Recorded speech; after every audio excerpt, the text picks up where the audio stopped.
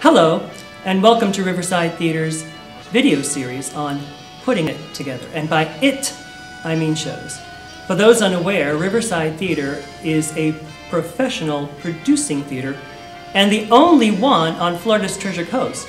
And as a producing theater, we create our own shows right here in-house. Today we're talking to Kyle Atkins, associate producer of Riverside Theatre, and the right-hand man to Alan D. Cornell, who is our producing artistic director and CEO. Hello, Kyle. Welcome. Hello, Oscar. Thanks for having me.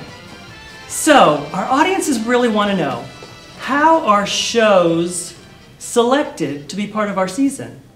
A lot of times people ask that question and they ask, when do you get started?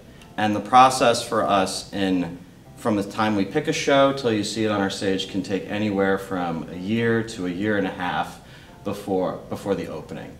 And what begins at the beginning of that process is every summer we start to generate a list of shows that we want to produce. Musicals, plays, shows that we haven't heard of from people that have recommended them to us, and then really start getting a sense of what are like our strong contenders that we really think will provide an entertaining, diverse array of theater for all of our patrons.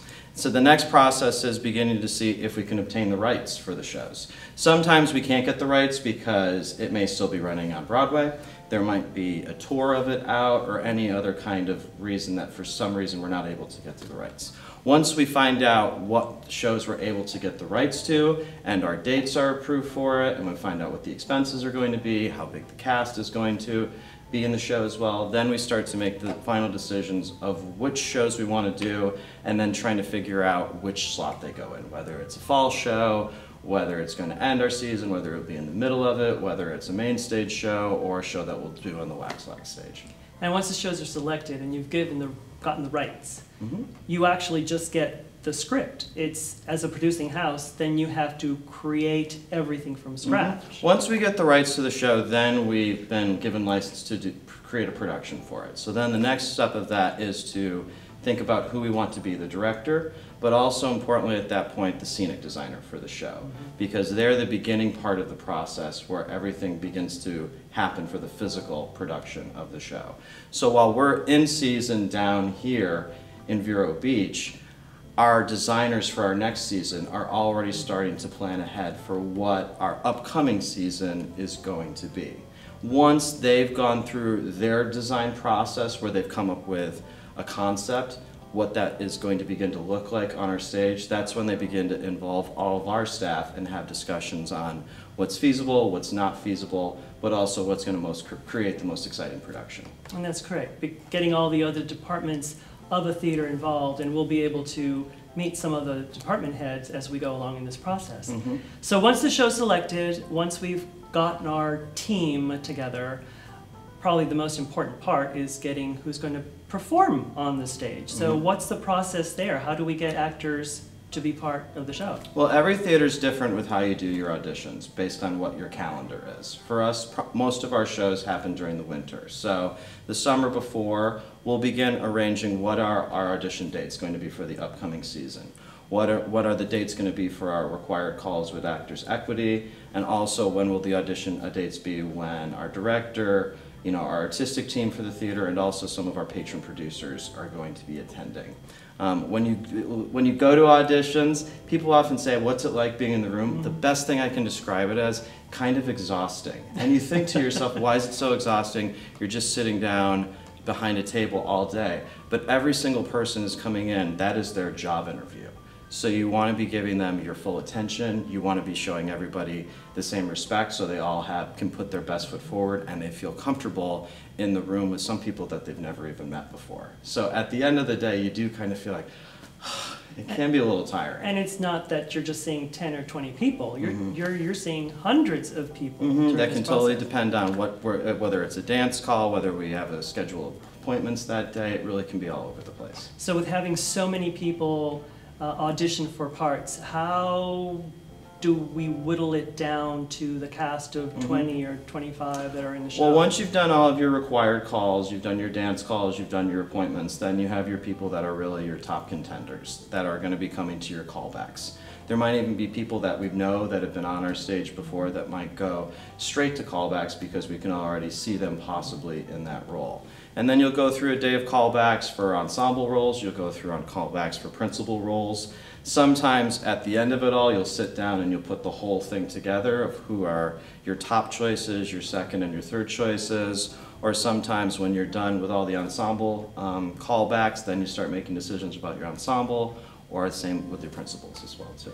Now, we talk as a producing artistic director and your theater, and you go to New York to hold the auditions because that's where the biggest pool of theater talent is. Is that well, correct? we attend the Florida Professional Theater auditions here that usually we host in Vero Beach. We also do local required calls here for local talent, but the majority of our auditions are in New York City, where we're seeing all the people that have been on our stage before, and also seeing new talent every year as well too.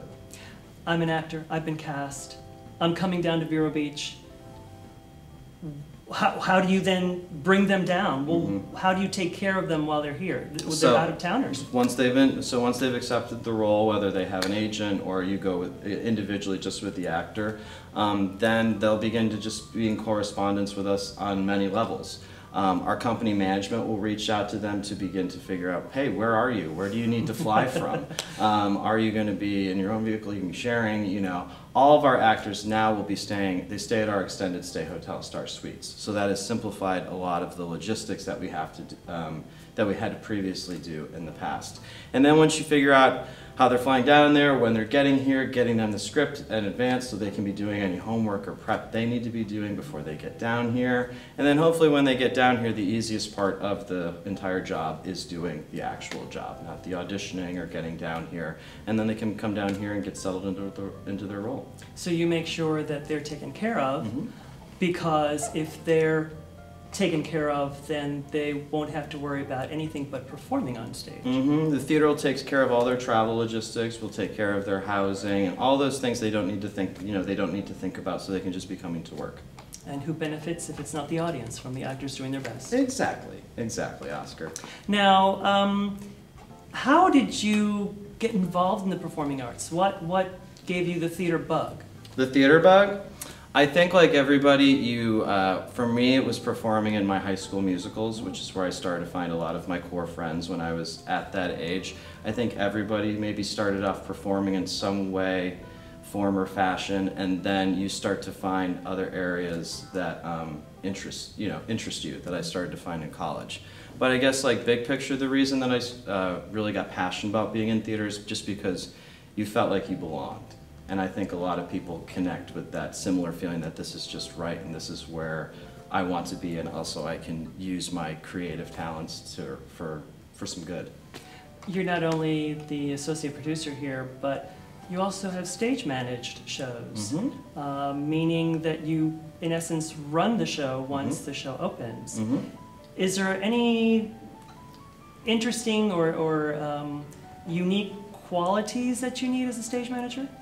Well, the stage manager is the one position that works with everybody here at the theater, whether it's our administrative staff, our front of house staff, the cast, the crew, the designers, the production staff. They literally are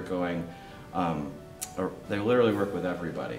So I'd say the best trait that they have is being a good communicator and also being really good with people, because by working with all those different departments, you're going to be dealing with a lot of different personalities as well too, that you have to manage and navigate depending on what type of show we're trying to produce here. It's a lot different when you have 28 adults in a musical as opposed to a five-hander with 5 actors, or a cast that might have a lot of young actors in it as well too. So being a great communicator and also learning how to deal with everyone's personality, I'd say the biggest traits you need to have. Thank you. Well, Kyle, we thank you for your time and sharing with our audiences what it takes to put all these different parts together to make sure that what the audience sees on stage is a top-notch show. So we thank you for being with us today, and we hope to see you next time with another episode of our Putting It Together series. Till then.